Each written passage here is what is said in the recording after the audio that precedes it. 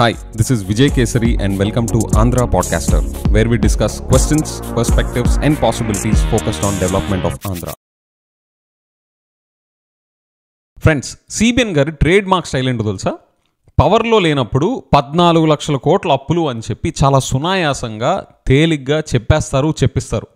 కానీ పవర్లోకి వచ్చాక చిటికలో అంతా తూచనేస్తారు. అప్పుడు నేను బయటుండి చూశాను, న్యూస్ పేపర్స్ చదివి 14 లక్షల కోట్ల అప్పు ఉందనుకున్నాను అని చెప్పి వెంటనే ప్లేట్ తిప్పేస్తారు. ఏమాత్రం అపాలజీ కూడా చెప్పరు పబ్లిక్కి. మీరు గనక నన్ను అది నిజం అనుకొని ఓటేసి నన్ను గెలిపించుంటే ఐఎమ్ సారీ అనే అపాలజీ కూడా చెప్పరు. పవన్ కళ్యాణ్ గారు కూడా సిబిఎన్ గారి నుంచి నేను నేర్చుకుంటున్నాను అని చెప్పేసి అన్నారు కదా, బహుశా ఇదే నేర్చుకుంటున్నారేమో తెలీదు.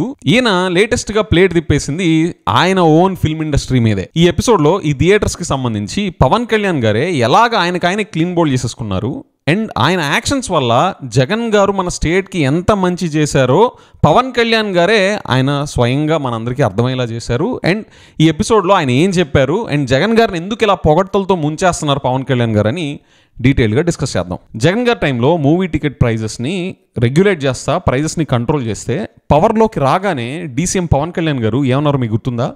అదే ఆ గేమ్ చేంజర్ ఫంక్షన్లో ఏది బైక్ సైలెన్సర్స్ రేజ్ చేసుకుంటా తిరగకపోతే యూత్కి ఎనర్జీ ఎటిల్లిపోద్ది అని చెప్పిన అదే గేమ్ చేంజర్ ఫంక్షన్లో పవన్ కళ్యాణ్ గారు ఏం చెప్పారు మీకు గుర్తుందా? ఆయన ఏం చెప్పారంటే, ఐ కోట్, సినిమా రేట్స్ అనేవి purely demand and supply. Shankar గారి సినిమాని నాకు ఇచ్చిన డబ్బులతో బ్లాక్లో కొనుక్కొని చూశాను, నా సరదా అది. ఈ బ్లాక్లో వెళ్ళే డబ్బులు ఎవరికో వెళ్ళిపోద్ది. అలా కాకుండా టికెట్స్ రేటు డిమాండ్ సప్లై వల్ల పెరిగితే అవి హీరోకో నిర్మాతకో వెళతాయి. అండ్ ఎందుకు రేట్స్ పెరుగుతాయి అంటే బడ్జెట్స్ పెరిగిపోయి తెలుగు సినిమా ప్రపంచవ్యాప్తంగా వెళ్ళిపోయింది. డబ్బులు కావాలి అంటే పెట్టుబడులు కావాలి, మార్కెట్స్ పెరిగినాయి అండ్ పెరిగిన ప్రతి రూపాయికి 18% GST వస్తుంది. పెరిగిన ప్రతి రేట్కి గవర్నమెంట్కి ట్యాక్స్ వస్తుంది. మూవీ ఇండస్ట్రీకి రాజకీయ రంగు పొలవడం మాకు ఇష్టం లేదు.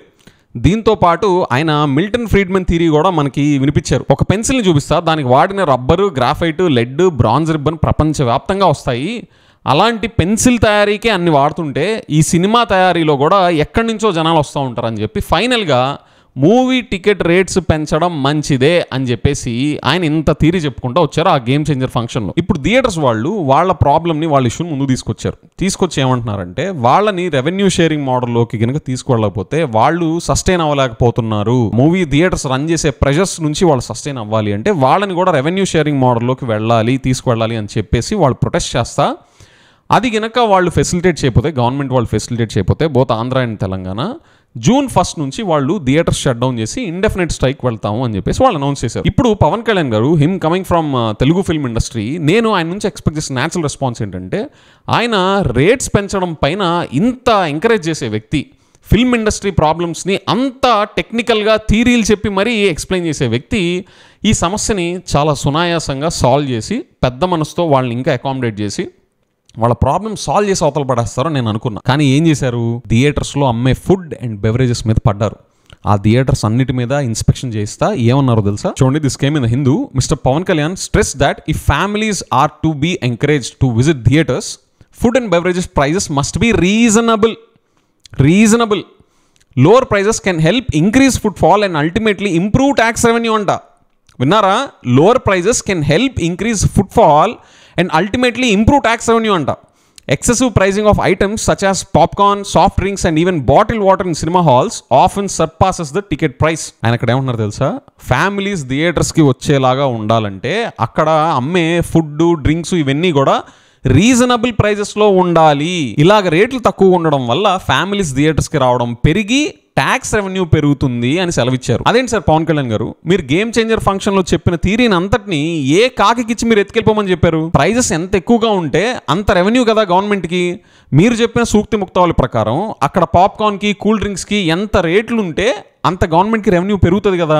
ఆ రేట్స్ని ప్యూర్లీ డిమాండ్ అండ్ సప్లైకి వదిలేకుండా రీజనబుల్గా ఉండాలి అని చెప్పి మీరు గవర్నమెంట్ సైడ్ నుంచి ఇంటర్ఫీర్ అవుతున్నారేంటి సార్? నచ్చిన వాళ్ళు కొనుక్కుంటారు, నచ్చని వాళ్ళు కొనుక్కోరు. ఇందులో మీ ఇంటర్ఫీరెన్స్ ఏంటి?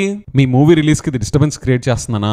బయట టాక్ ఇదే నడుస్తుంది సార్. ఫ్రెండ్స్, ఇక్కడ ఒక గవర్నమెంట్ ఇంటర్ఫీర్ అవ్వకూడదు అనేది నా పాయింట్ కాదు. డెప్యూటీ చీఫ్ మినిస్టర్గా, గవర్నమెంట్గా వాళ్ళు రెగ్యులేట్ చేయడంలో తప్పేమీ లేదు. నేను చెప్తా, దీని రీజనింగ్ నేను చెప్తాను. ముందైతే పవన్ కళ్యాణ్ గారి స్టేట్మెంట్స్ని కొంచెం జూమింగ్ చేసి చూద్దాం. సార్ పవన్ కళ్యాణ్ గారు మీకైనా అనిపించలేదా, అరే ఇలాగ చేస్తే మనం ఎగ్జాక్ట్లీ జగన్ గారు చేసిన దానిలానే ఉంటుంది, మనం ఆల్రెడీ జగన్ గారు చేసిన దాని మీద టిప్పర్లతో తీసుకొచ్చి మరీ దుమ్మెత్తిపోయించాము, తిరిగి మళ్ళీ అదే చేస్తే మనల్ని జనాలు చూస్తారు అని మీకు అనిపించలేదా? లేదా పవర్లో ఉంటే అసలు ఆ సెన్సే కోల్పోతారు పొలిటీషియన్స్? పైగా మీరు చెప్పిన మిల్టన్ ఫ్రీడ్మన్ థియరీ ప్రకారం ఆ పాప్కార్న్కి వాడే మొక్కజొన్న పొత్తులు ఎక్కడి నుంచి రావాలి, అది వేయించే ఆ పాప్కార్న్ మిషనరీ ఎక్కడ తయారు చేసి రావాలి, ఆ ఎంటైర్ ప్రాసెస్ కావాల్సిన కరెంటు ఇదంతా ఎక్కడి నుంచి ప్రొడ్యూస్ చేయాలి, ఆ కరెంటు ప్రొడక్షన్కి వాడిన బొగ్గో గాలో సోలార్ ఎనర్జీనో ఎన్ని లైట్ ఇయర్స్, ఎన్ని కోట్ల లైట్ ఇయర్స్ నుంచి రావాలి, ఇవన్నీ మీరు ఆలోచించలేదా? సిబిఎన్ గారు నయం కదా సార్, పవర్లోకి రాకముందు ఒక మాట మాట్లాడారు, వచ్చాక ఇంకో మాట మాట్లాడుతున్నారు. మీరు పవర్లోకి రాకముందు ఒక మాట, వచ్చాక ఇంకో మాట, ఇప్పుడు ఆల్ టుగెదర్ ఇంకేదో మాట్లాడుతున్నారు. సార్ మీరు గనక సిబిఎన్ గారిని చూసి ఇలాంటివి నేర్చుకుంటే మీరు సిబిఎన్ గారులానే దొరికిపోతారు. డైలీ చూస్తున్నారుగా సిబిఎన్ గారు, లోకేష్ గారు ఎలాగ క్లీన్ బోల్డ్ అయిపోతారో, వాళ్ళే సెల్ఫ్ గోల్స్ చేసుకుంటారు. మీ విషయంలో కూడా మీరు చెప్పిన మిల్టన్ ఫ్రీడ్మన్ థియరీనే మిమ్మల్ని ముంచేసింది. ఇప్పుడు మిమ్మల్ని మీరు క్లీన్ బోల్డ్ అయితే చేసుకున్నారు కానీ సార్ మీరు యాక్చువల్ పాయింట్ పట్టారు, రేట్స్ అనేవి రీజనబుల్గా ఉండాలి. అందుకనే సార్ మంచి జరుగుతుంటే సైలెంట్గానే ఉండాలి కానీ అన్నెసరీ నాయిస్ డిస్టర్బెన్స్ క్రియేట్ చేయకూడదు. చేశారో నేచరే మీతో నిజం చెప్పిస్తుంది, కరెక్ట్ ట్రాక్లో పెడుతుంది. చూడండి ఇప్పుడు మీరు ఇడిదిరి మొత్తం చేసి జగన్ గారు నడిచిన ట్రాక్లోనే ప్రైజెస్ రీజనబుల్గా ఉండాలి, లోవర్ ప్రైజెస్లో ఉండాలి అనే ట్రాక్లోకి ఎలా ఎక్కేశారో చూడండి, ఆర్ ఎలాగ ఎక్కించిందో చూడండి నేచర్. మీ చేతలతో జగన్ గారిని పొగిడేలాంటి పరిస్థితి పట్టించింది మీకు నేచర్. సూపర్, ఇప్పటికైనా మారండి సార్. సిబిఎన్ గారి ట్రాక్లోకి వెళ్ళడం అంటే మీకు మీరే సెల్ఫ్ గోల్స్ వేసుకోవడం, మీకు మీరే క్లీన్ బోల్డ్ అయిపోవడం. రీజన్ ఇస్ సింపుల్, కన్సిస్టెన్సీ ఉండదు. కన్సిస్టెన్సీ లేకపోతే జనాలు దొరికిపోతారు. అండ్ నా ఫీడ్బ్యాక్ టు యూ సార్, మీరు కొంతమంది అమరావతి ఫార్మర్స్ని హెరాస్ చేస్తుంటే ల్యాండ్ పూలింగ్ కోసం మీరు వాళ్ళ సైడ్ నుంచొని, పవర్లో ఉన్నప్పటికి కూడా మీరు వాళ్ళ సైడ్ నుంచొని ఫైట్ చేశారు. ఆ పవన్ కళ్యాణ్ గారు ఎక్కడో పడిపోయారు, ఎక్కడో మిస్ అయిపోయారు, ఆయన్ని పట్టుకొని రండి. ఫ్రెండ్స్ మీకు కూడా అమరావతి ఫార్మర్ సైడ్ నించోని పబ్లిక్ కన్సర్న్స్ని రైజ్ చేసిన పవన్ కళ్యాణ్ గారు మిస్సింగ్ అని మీకు అనిపిస్తే కామెంట్స్లో మిస్సింగ్ అని టైప్ చేయండి. మేబీ చూసి ఆయన ఎక్కడున్నా పట్టుకొస్తారేమో చూద్దాం. With that I will see in the next episode. Bye.